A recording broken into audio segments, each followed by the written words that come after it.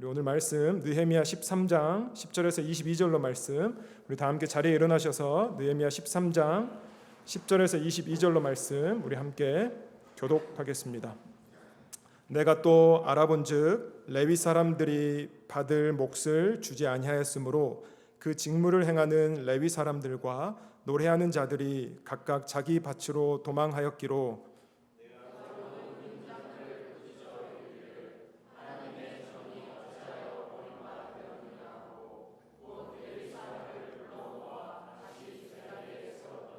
이에 온 유다가 곡식과 새 포도주와 기름의 11조를 가져다가 곳간에 드림으로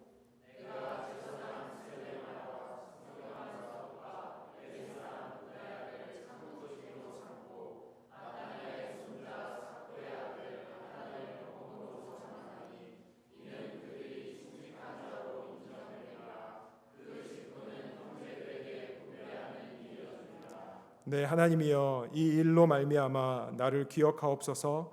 내 하나님의 전과 그 모든 직무를 위하여 내가 행한 선한 일을 도말하지 마옵소서.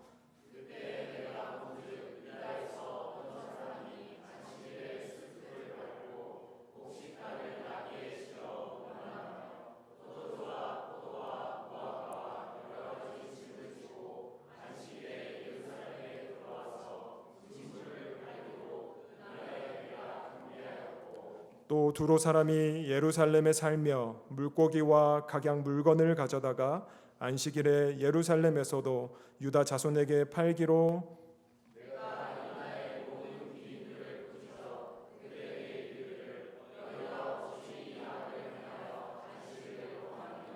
너희 조상들이 이같이 행하지 아니하였느냐? 그래서 우리 하나님이 이 모든 재앙을 우리와 이 성읍에 내리신 것이 아니냐? 그럼에도 불구하고 너희가 안식일을 범하여 진노가 이스라엘에게 더욱 심하게 임하도록 하는도다 하고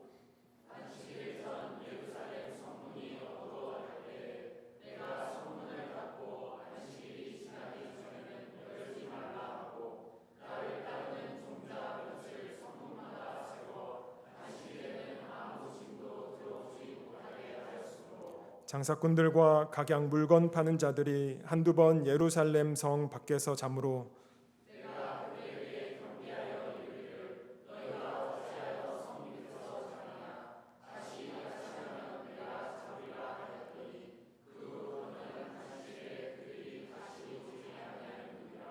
함께 읽겠습니다. 내가 또 레위 사람들에게 몸을 정결하게 하고 와서 성문을 지켜서 안식일을 거룩하게 하라 하였느니라. 내 하나님이여, 나를 위하여 이 일도 기억하옵시옵고 주의 크신 은혜대로 나를 아끼시옵소서. 아멘. 자리에 앉으시고요. 우리 13장 느헤미야 13장 마지막 부분을 보고 있습니다. 느헤미야를 보통 두 부분으로 이렇게 일반적으로 이렇게 나누는데요.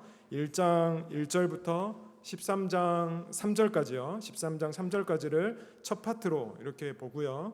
그 다음에 오늘 본문이 포함된 13장 4절부터 마지막까지를 이 다른 부분으로 이렇게 나눌 수가 있습니다. 자, 첫 파트, 그러니까 1장 1절부터 13장 3절까지는 소위 얘기하는 이제 스토리 전개입니다. 페르시아에서 태어났던 느헤미야가 소위 하나님의 사명을 받죠. 소명을 받습니다. 그리고 예루살렘으로 귀환해서 이제 무너졌던 예루살렘의 성벽을 재건하고 또 이스라엘 백성들의 어떤 신앙 상태를 이렇게 완전히 회복시키는, 그러니까 이스라엘 백성들의 신앙의 중심을 완전히 하나님께로 돌려놓는 어떤 이러한 일들을 계속해서 다루고 있었죠. 그리고 이제 예루살렘 성에서도 차근차근 이제 주민들이 안착하고요. 성전의 기능도 완전히 회복돼서 이제 저들이 예배를 잘 드리고, 또 느헤미야서 마지막 12장에는 성벽 봉헌식, 우리가 우리가 교회를 짓거나 교회를 이전하면 입당 예배나 헌당 예배를 드리는 것 같이 느헤미야 12장에서는 이스라엘 백성들이 성벽 봉헌식까지 이렇게 함으로써 완전하게 저들이 어떤 성벽과 함께 영적으로 재건하는 어떤 이러한 내용들을 다루고 있습니다. 자, 그러면 이제 13장 4절부터는 에필로그라고 여러분 보시면 좋을 것 같습니다. 우리 영화 보시면 영화의 이제 기승전결 딱 끝나고 이제 자막이 올라가기 전에 보통 뭐 이런 거 있죠. 뭐 3년 후, 짧게요. 뭐 5년 후 주인공의 모습을 잠깐 다시 비춰주는 것이죠. 마치 막 피 터지게 싸웠던 주인공이 행복한 가정을 이루는 모습을 이렇게 살짝 보여준다든지, 아니면 죽음의 위기에서 막 그 권선징악 악을 이기고 승리했던 주인공이 또 다른 프로젝트를 딱 맞으면서 마치 2탄을 예고하는 듯한, 그러니까 3절부터 13장 3절부터 마지막까지는 그런 에필로그적인 요소라고 여러분들이 보시면 좋을 것 같습니다. 자, 그런데 이제 이 에필로그를 시기상을 우리가 이제 이 에필로그의 내용이 어느 시기에 일어났냐를 우리가 좀 헤아려 보면 느헤미야가 처음으로 유다의 총독으로 부임한 기간이 12년 동안 유다 총독으로 부임했었죠. 그 부임한 첫 연도가 아닥사스 왕 20년, 그러니까 주전으로 444년 정도 됩니다. 자, 그런데 이 에필로그의 내용을 담고 있는 시기가 언제냐면 그게 13장 6절에 있습니다. 한번 보시면 이렇게 말씀하고 있죠. 그때에는 내가 예루살렘에 있지 아니하였느니라. 바벨론 왕 아닥사스다 32년에 내가 왕에게 나아갔다가 며칠 후에 왕에게 말미를 정하고, 아닥사스 왕 32년, 그러니까 약 주전 433년, 뭐 32년, 그러니까 페르시아 궁에 느헤미야가 이제 되돌아가서 있었던 거겠죠. 12년간 이 마치고요, 총독 기간을 마치고. 그래서 이 에필로그 자체의 그 시기는 넉넉 잡고 우리가 느헤미야가 초반에, 그러니까 맨 처음에 예루살렘에 가서 이제 그가 가자마자 아마 성벽을 재건했고, 성벽 자체가 52일 만에 다 완공이 됐으니까요. 그리고 지금 이 에필로그의 시기는 그래서 성벽이 재건되고 약 12에서 뭐 15년 후라고 보시면 좋을 것 같습니다. 자, 느헤미야가 예루살렘에 가고 나서 성벽이 재건되고 이스라엘 백성들이 하나님을 예배하기 시작했죠. 우리가 계속해서 보아왔던 내용이었습니다. 소위 하나님의 강력한 은혜를 이스라엘 백성들이 체험했었죠.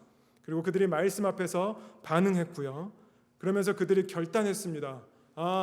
우리가 하나님의 말씀대로 살겠습니다.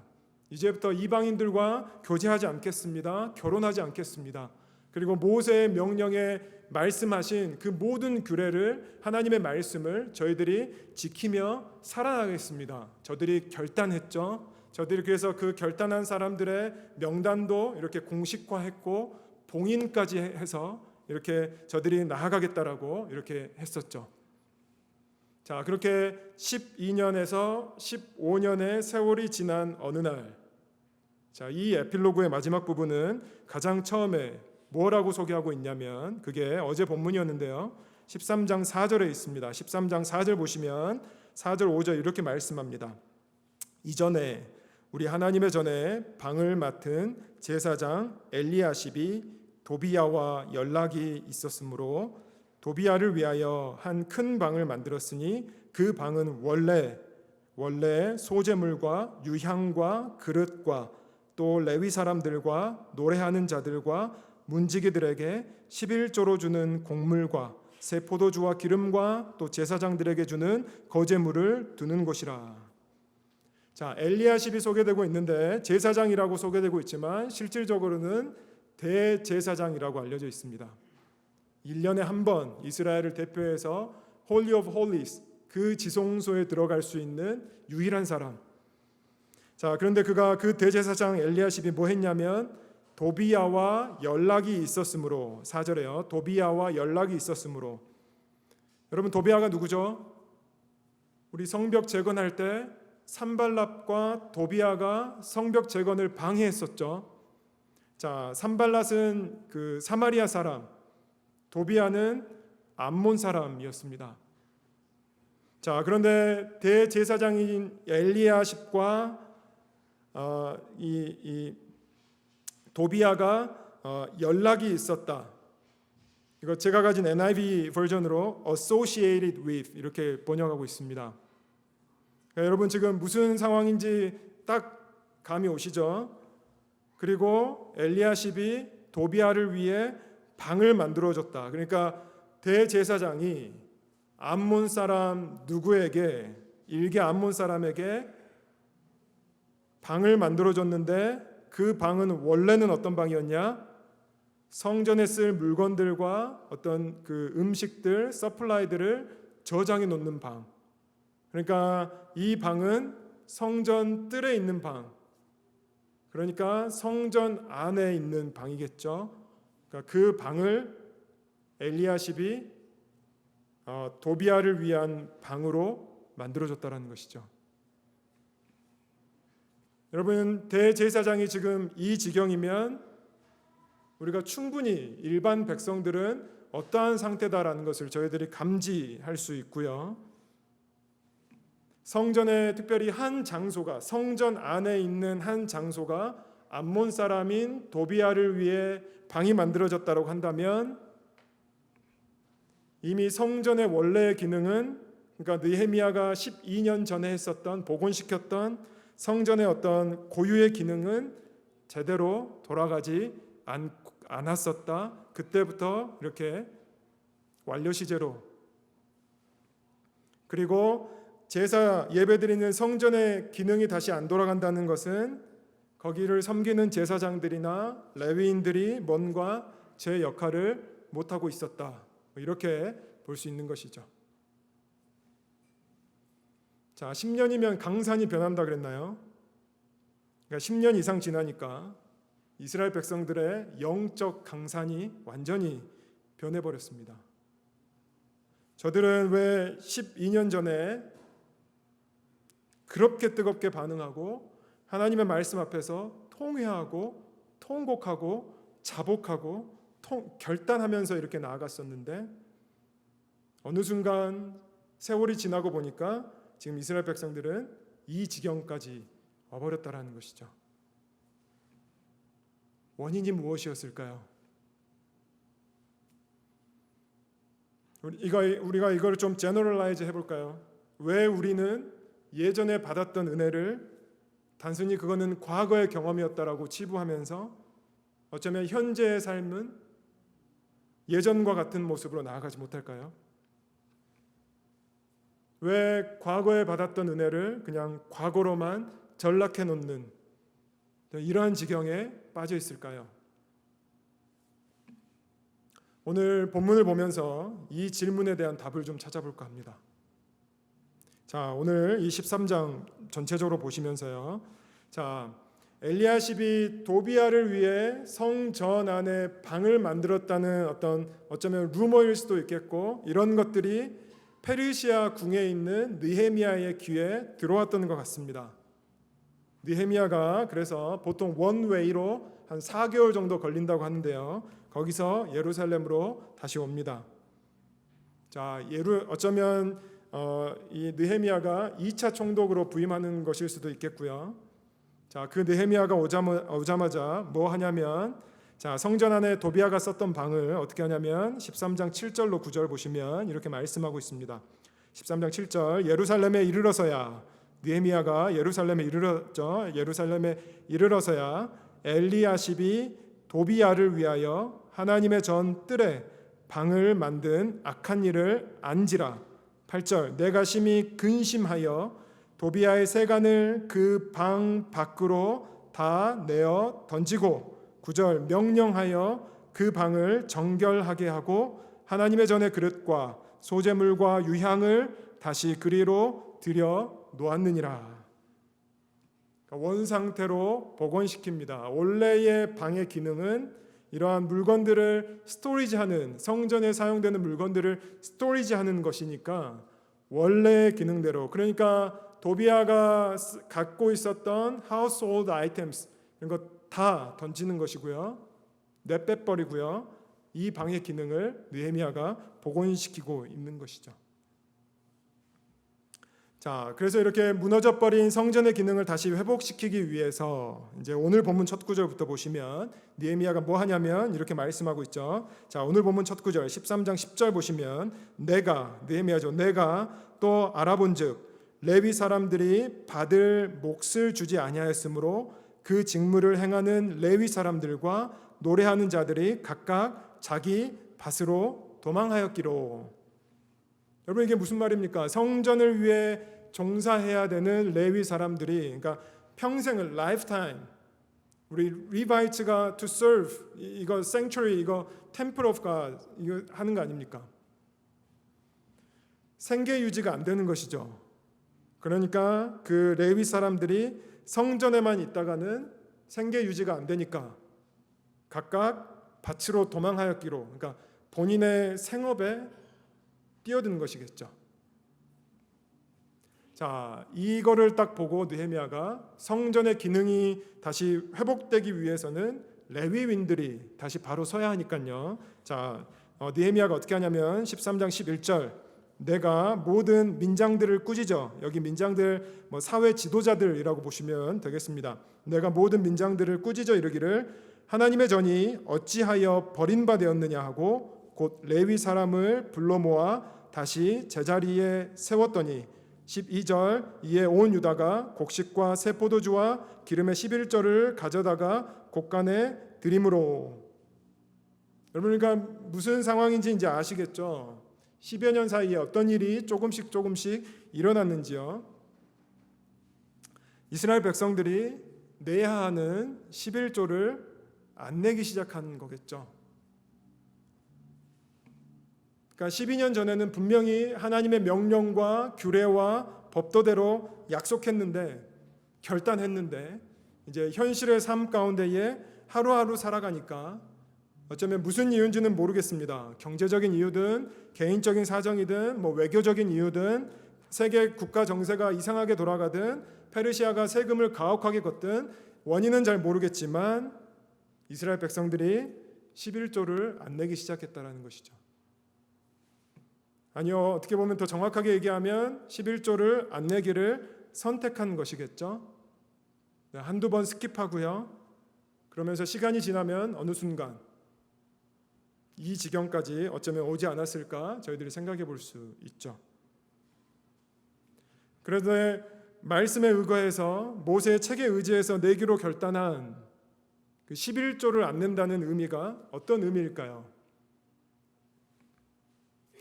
이스라엘 백성들의 중심이 틀어진 거죠. 12년 전에 하나님의 말씀에서 반응했을 때는 저들의 삶의 중심이 하나님이라고 이렇게 결단하고 고백했다면, 이제 12년간 저들의 삶의 중심이 조금씩 틀어진 거겠죠. 그래서 삶의 중심이 하나님이 아니라 그 위에, 그 이외의 것이 이제 저들의 마음의 중심 가운데에 찾아왔겠죠. 그러면서 하나님은 그 이외에 직설적으로 얘기하면 돈이겠죠. 삶의 중심이 곧 나 자신으로 다시 회귀하는 어떤 그러한 12년을 보냈다라고 저희들이 볼 수 있는 것이죠. 그래서 느헤미야가 다시 뭐 합니까? 아까 읽었지만 12절, 이에 온 유다가 곡식과 새 포도주와 기름의 11조를 가져다가 곡간에 드림으로. 11조를 다시 이렇게 받는 것이죠. 그래서 11조가 기능적으로는 성전에 종사하는 레위인들의 생계를 책임지고, 그다음에 각종 성전에 드는 제반 비용을 감당하는, 커버하는 이런 실제적으로 그 11조가 쓰이지만, 11조를 내는 신앙의 고백,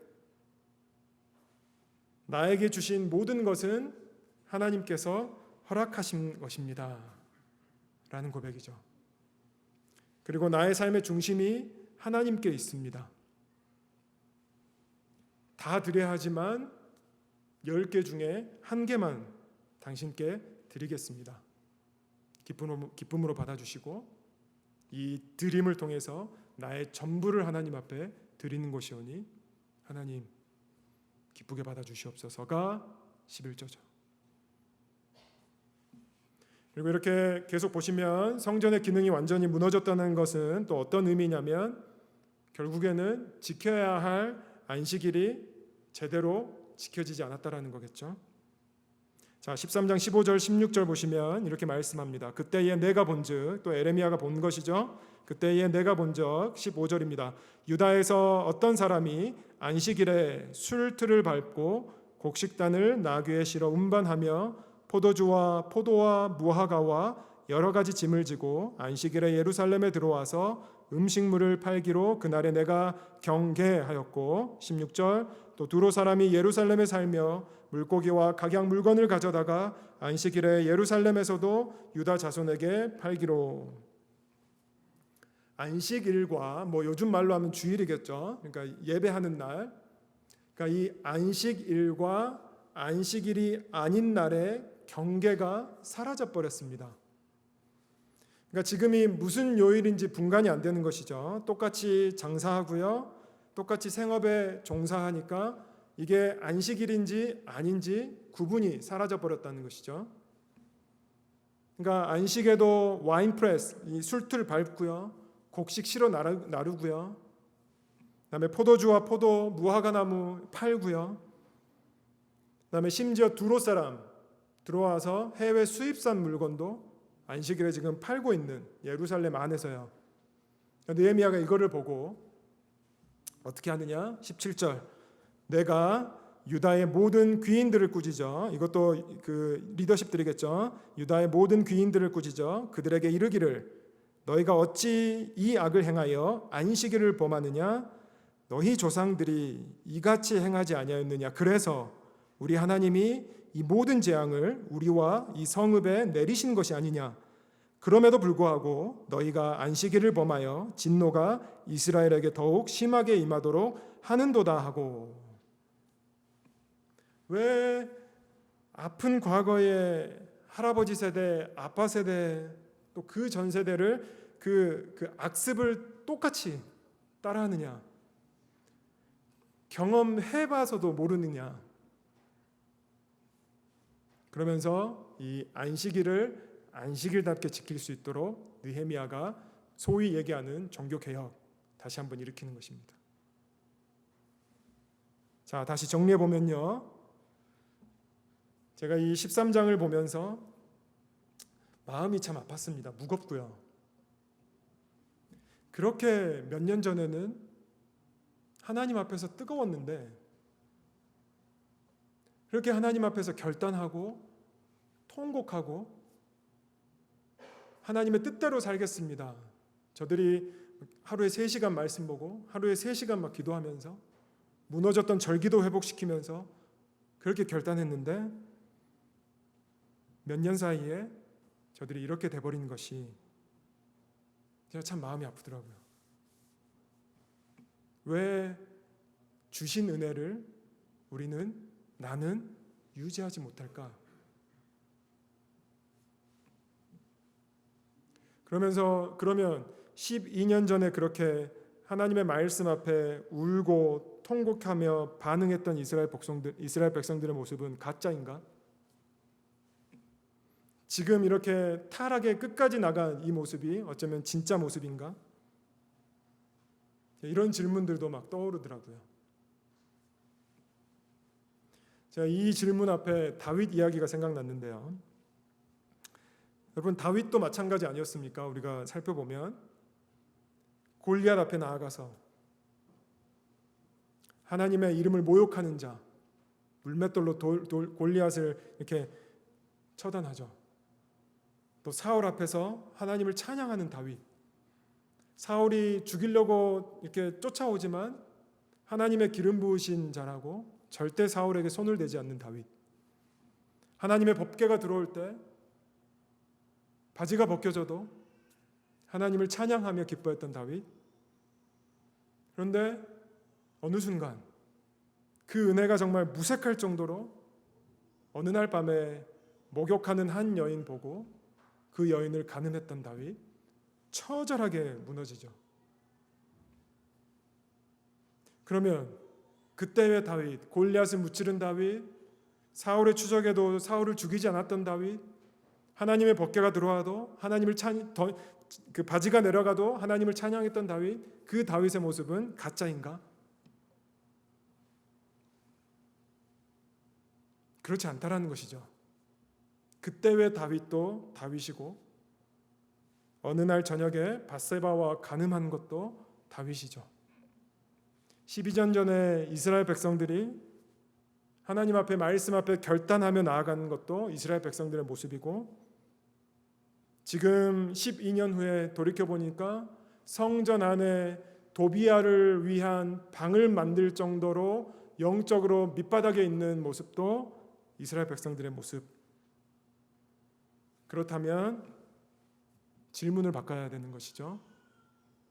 왜 우리는 주신 은혜를 유지하지 못할까? 라는 질문이 아니고 우리는 은혜를 유지하지 못하는 이게 인간의 모습이라고 말할 수밖에 없을 것 같습니다. 왜? 부패한 죄성 때문에.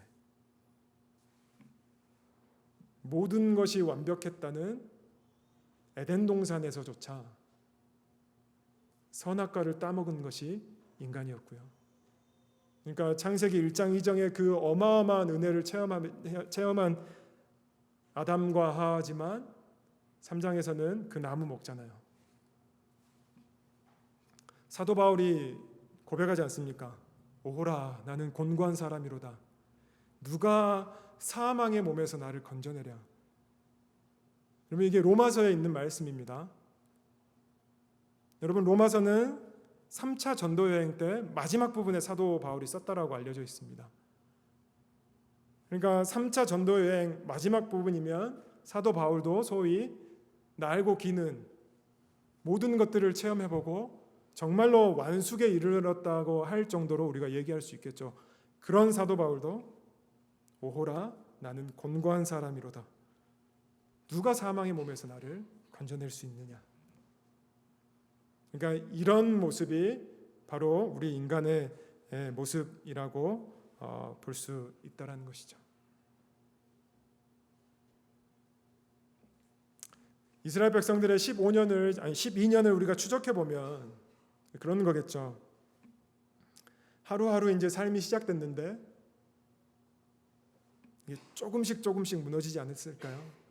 조금씩 타협하고 그것이 이제 걷잡을 수 없이 쌓이고 그래서 그것이 마침내는 암몬 사람 도비아를 위한 방이 성전에 만들어진 거겠죠. 삶의 중심이 하나님이 아니라 하나님의 뜻이 아니라 자기 중심적으로.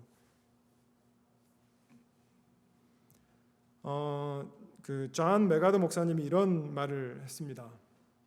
여러분 잘 들어보십시오. 순종을 게을리하면 확신을 잃어버린다. 그러니까 순종을 게을리하면 구원을 잃어버린다가 아니고요. 순종을 게을리하면 확신을 잃어버린다. 그러니까 나의 구원, 여호와의 샬롬은 나의 삶 속에서 순종이라는 것을 통해서 확신하며 나아갈 수 있다. 여러분 그래서 신앙이 매일매일 싸움이니까요. 아니요. 어쩌면 매 순간순간에 우리의 신앙의 싸움, 어떤 싸움? 삶의 중심을 나의 중심이 아니라 하나님 중심으로 하는 싸움. 그래서 그 싸움을 실제화시키는 권면이 오늘 느헤미야의 개혁입니다. 첫 번째, 순종하라는 것이죠. 11조 내라. 두 번째, 안식일을 지키라. 이렇게 11조와 안식일을 지킬 때 오는 그 사이드 베네핏. 자, 사이드 베네핏이 뭐냐? 우리가 이런 거 생각해 보면 여러분 우리가 신앙이 현실이라는 것에서 우리가 신앙생활을 하는 것이죠. 여러분 그러니까 다른 말로 바꿔 보면 우리의 삶은 시간과 공간에 묶여 있습니다.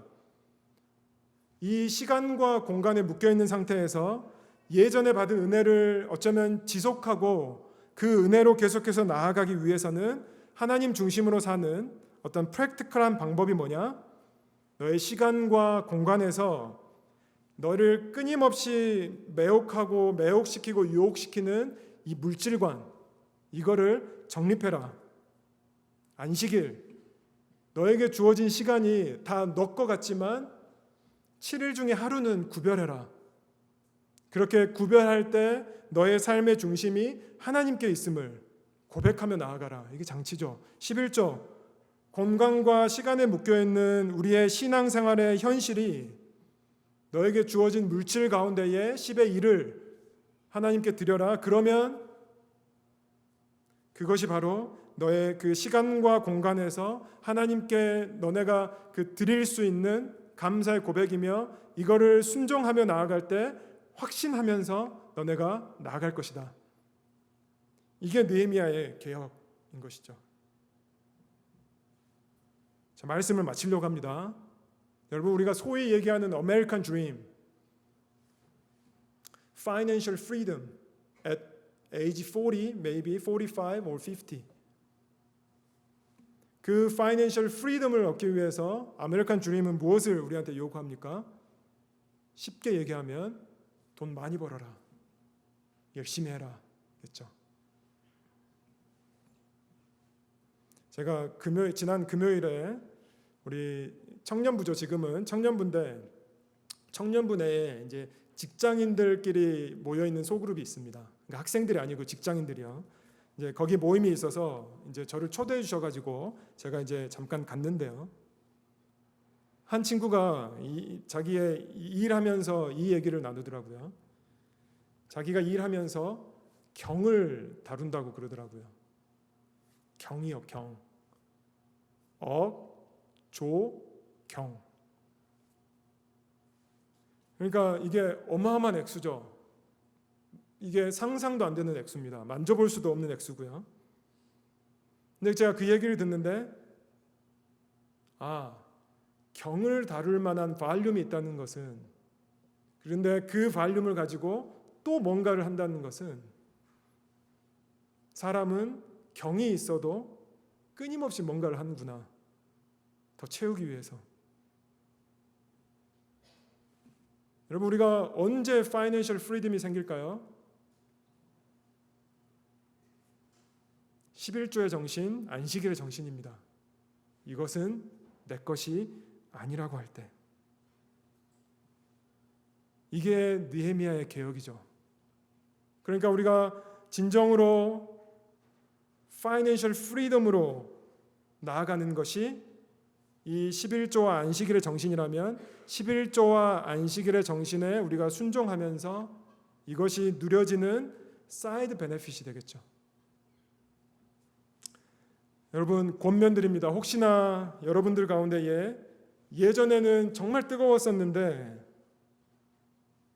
지금은 왜 이렇게 됐지? 의문하시는 분들 있으시다면 혹시나 느헤미야가 오늘 보여줬던 개혁의 내용을 가지고 여러분들께 도전을 드립니다. 순종을 해야 내가 구원받았다 아니고요. 우리가 당신의 하나님의 이 말씀의 정신 앞에 순종함으로써 하나님께서 나를 끈질기게 붙잡고 계신다. 하나님이 나를 끈질기게 인내하신다라는 확신으로 여러분들이 나아가시게 되리라 믿습니다. 또 혹시나 여러분들 가운데에 시간과 공간, 특별히 물질의 문제로 압박당하고 있는, 기도하고 있는 우리 성도님들 계시다면 다시 한번 권면하고 도전드립니다.